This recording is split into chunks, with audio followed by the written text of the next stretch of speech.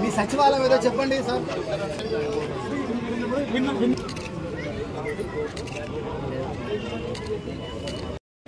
సుబ్బారావు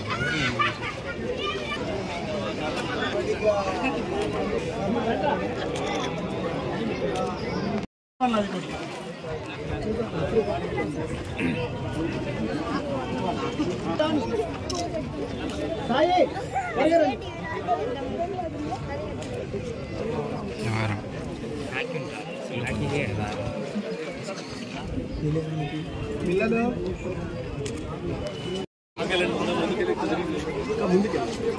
మీకేం అవసరం లేదు. ఫోటో బాగా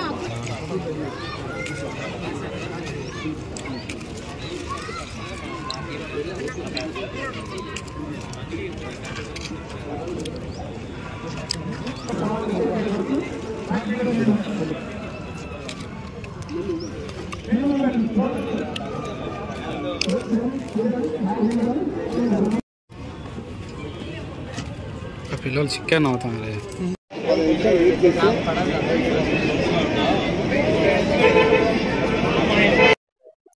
ప్రొద్దుటూరు నియోజకవర్గ క్రీడాకారులందరికీ నా హృదయపూర్వక శుభాకాంక్షలు.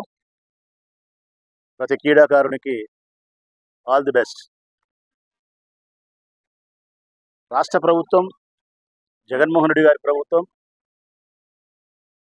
సరికొత్త పంతాలో ఆలోచన చేసి చదువుకి ఎంత ప్రాధాన్యత ఇవ్వాలనో, చదువుతో పాటు క్రీడలకు కూడా ఎంత ప్రాధాన్యత ఇవ్వాల్సిన అవసరం ఉంది అని దాని ఆవశ్యకతను పిల్లలకు చెప్పడానికి, పిల్లలను ప్రోత్సహించడానికి పెద్దలకు చెప్పడానికి జగన్మోహన్ రెడ్డి గారి ప్రభుత్వం ఆడుదాం ఆంధ్ర అనే టైటిల్ పేరుతో ఈ రాష్ట్రంలో క్రీడోత్సవాలు నిర్వహిస్తూ ఉంది.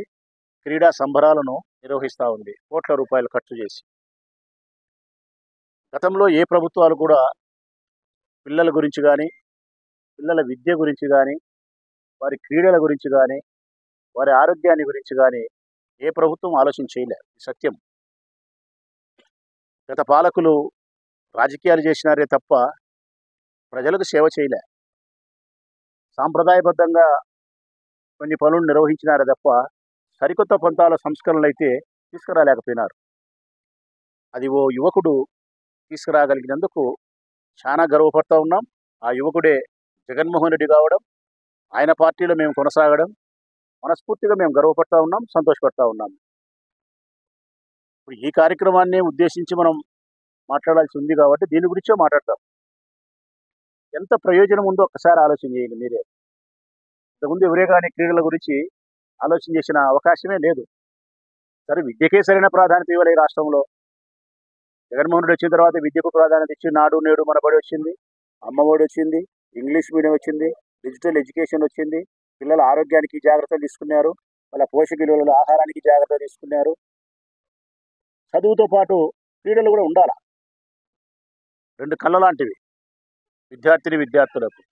క్రీడల వలన శారీరక దారుఢ్యంతో పాటు మానసిక దృఢత్వం కూడా వస్తుంది, మానసిక నిగ్రహం కూడా వస్తుంది. గెలుపు ఓటర్లు సమానంగా స్వీకరించగలిగినటువంటి నైజం ఆటలలో మాత్రమే ఉంటుంది, మరి ఎక్కడా ఉండదు. అది చిన్నప్పటి నుంచి మన పిల్లలకు ఇక్కడి నుంచే మనం దాన్ని డెవలప్ చేయాలి. గెలుపునైనా ఓటమినైనా సమానంగా స్వీకరించగలిగిన స్థితి, ఓడిపోయిన వాడు గెలిచిన వాడిని అభినందించే సంస్కారము, తిరిగి మళ్ళీ ఆ విజయాన్ని అందుకునే దానికోసం చేసే ప్రయత్నము, మానసిక నిగ్రహము, పట్టుదల మన పిల్లలకు ఇప్పటి నుంచే మనం నేర్పించాలి. అది ఎక్కడ దొరుకుతుంది అంటే మైదానంలో దొరుకుతుంది, ఎక్కడ దొరకదు ఈ ప్రపంచంలో. ఆ స్ఫూర్తిదాయకమైనటువంటి విశేషాలన్నీ కూడా ఒక విద్యార్థులకు, ఒక యువకులకు కావాల్సినటువంటి మానసిక దృఢత్వం, స్ఫూర్తిదాయకమైన అంశాలన్నీ కూడా ఎక్కడ దొరుకుతాయంటే మైదానంలో దొరుకుతాయి. మరి ఎక్కడ నువ్వు ఎన్ని కోట్లు పెట్టిన ఖర్చు చేసినా కూడా అవి అమ్మితే దొరికేది కాదు. అందుకే పిల్లలను బడికి ఎంత బాగా పంపుతారో తప్పనిసరిగా మైదానానికి కూడా పంపాల్సిన బాధ్యత ఉంది. మేము చదివేటప్పుడు పిల్లప్పుడు కూడా మా తల్లిదండ్రులు కానీ మా గ్రాండ్ ఫాదర్ కానీ స్కూలుకు పోకపోతే 2 దెబ్బలు కొట్టేవాళ్ళేమో, మైదానానికి పోకపోతే 4 దెబ్బలు కొట్టేవాడు మా అబ్బాయి అయితే. 4 దెబ్బలు కొట్టేవాడు మా అబ్బా. ఖచ్చితంగా గ్రౌండ్ పోవాల్సిందే మేము పిల్లప్పుడు పల్లెలో. ప్రతిరోజు మేము ఆ ఆ ఆట పోటీలు కానీ ఏమైతే ఉన్నాయో అవన్నీ దినచర్యలో భాగంగా మేము పాల్గొనాల్సిందే. కబడ్డీ కానీ, పరిగెత్తేది కానీ, ఖోఖో కానీ, ఆ పల్లె గ్రామీణ ప్రాంతాల్లో ఆ ఆటలు ఏమైతే ఉన్నాయో ఆటలని కానీ, ఈత కానీ, చెట్లు ఎక్కడం కానీ, బొంగరాలు కానీ, ఏనుగుళ్ళు కానీ అన్నీ సర్వము గ్రామీణ ప్రాంతాల్లో ఆడే ఆటలన్నీ కూడా వయస్సును బట్టి అన్నీ కూడా ఆడిపించేవాళ్ళు. అందుకే మేము శారీరకంగా, మేము మానసికంగా మేము దృఢంగా ఉండాం. ఏదైనా కష్టం వచ్చినా ఆ కష్టాన్ని ఎదుర్కోవడానికి కావాల్సిన సంసిద్ధంగా మేము ఉండాం. సుకుమారంగా పెరిగి మైదానం లేకపోని పిల్లోడు ఎప్పుడైనా ఏ కష్టం వచ్చినా కానీ, ఏ సమస్య మన జీవితంలో ఎదురైనా కానీ అతలాకుతలమయ్యే పరిస్థితి ఉంటుంది. ఇవన్నీ కూడా పెద్దలు గ్రహించాల్సిన అవసరం ఉంది. పిల్లలు ప్రోత్సహించాల్సిన అవసరం ఉంది.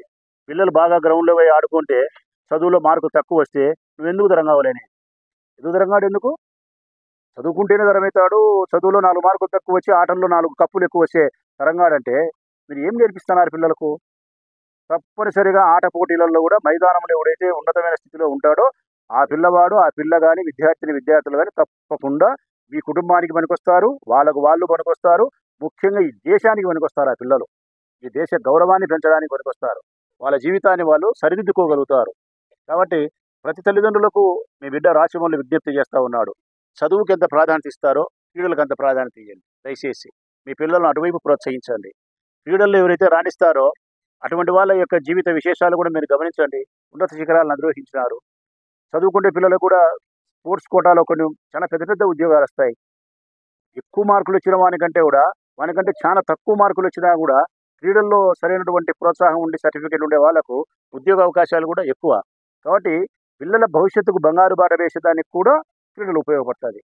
ఇవన్నీ ఆలోచన చేసే ముఖ్యమంత్రి గారు ఈరోజు ఈ రాష్ట్రంలో సరికొత్త విధానానికి, సంస్కరణకు శ్రీకారం చుట్టినాడు. ఆడుదాం ఆంధ్ర అని చెప్పి నేను మనస్ఫూర్తిగా ఎప్పుడు కోరుకుంటా ఉంటా. నేను ఎప్పుడు ఎన్నోసార్లు చెప్తా ఉంటా, ఏ గ్రౌండ్లో అయితే మనం ఉండామో ఈ గ్రౌండ్ ఒకప్పుడు ఎందుకు తరంగాకుండా నిరుపయోగం చేసి పెట్టినారు. గుంతలతోనూ, నీళ్లతోనూ, బురదమయంతోనూ పిల్లలు ఆడుకునే పరిస్థితులు లేదు.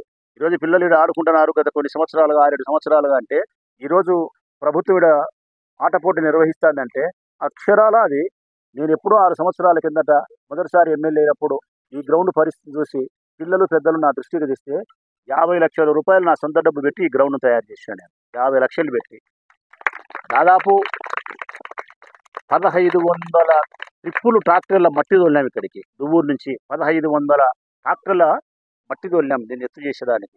ఇక్కడ ఉండే పీఈటీ మాస్టర్లు అందరికీ తెలుసు, ఇక్కడ వాకర్స్కి అందరికీ తెలుసు. 2016 సంవత్సరం 15 సంవత్సరం ఆ ప్రాంతంలోనే 50 లక్షల రూపాయలు ఖర్చు పెట్టి ఈ గ్రౌండ్ను ఈ స్థితికి తెచ్చినాం.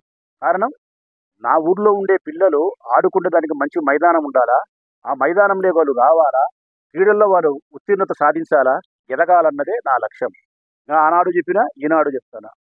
ప్రొద్దుటూరు పట్టణం ఖచ్చితంగా 100% నేను ఆశిస్తాను. లేదంటే క్రీడాకారులను ఉత్పత్తి చేసే కర్మాగారం కావాలని కోరుకుంటాను తల్లి. నేను క్రీడాకారులను ఉత్పత్తి చేసే కర్మాగారం నా ఊరు కావాలని చెప్పి నేను కోరుకుంటాను. ప్రొద్దుటూరు కావాలని చెప్పి ఆ దిశగానే నా పిల్లలు కూడా ముందుకు ప్రయాణం చేయాలా.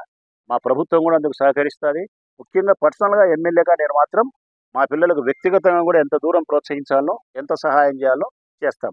ఈ ఎన్నికల తర్వాత కూడా ప్రొద్దుటూరు పట్టణ ప్రజలకు మాట ఇస్తూ ఉన్నా. ఈరోజు క్రీడాకారుల వైపు నుంచి గ్రౌండ్లో మైదానం ఉండి నా పిల్లలకు మనస్ఫూర్తిగా మాట ఇస్తూ ఉన్నా. 2024 ఎన్నికలలో వైఎస్ఆర్ కాంగ్రెస్ పార్టీ అధికారంలోకి వచ్చిన తర్వాత నేను మళ్ళీ 3వసారి ఎమ్మెల్యే కాగలిగిన తర్వాత 24 నుంచి 29వ సంవత్సరం వచ్చే నాటికి ఈ ప్రొద్దుటూరులో అద్భుతమైనటువంటి ఒక క్రీడలకు సంబంధించినటువంటి ఏమంటారు స్టేడియం నిర్మించి పిల్లలకు అందిస్తా. 100% ఈ ఊర్లో 24 నుంచి 29 వచ్చే నాటికి మా పార్టీ అధికారంలోకి వచ్చిన తర్వాత మంచి స్టేడియం ఒకటి నిర్మించి పిల్లలకు కానుకగా ఇస్తానని చెప్పి ఈ సందర్భంగా మాట ఇస్తూ ఈరోజు ఆడుదాం ఆంధ్ర అనే ఆటలతో ప్రారంభమై ఫిబ్రవరి 9వ తారీఖున ఈ క్రీడలు ముగుస్తాయి.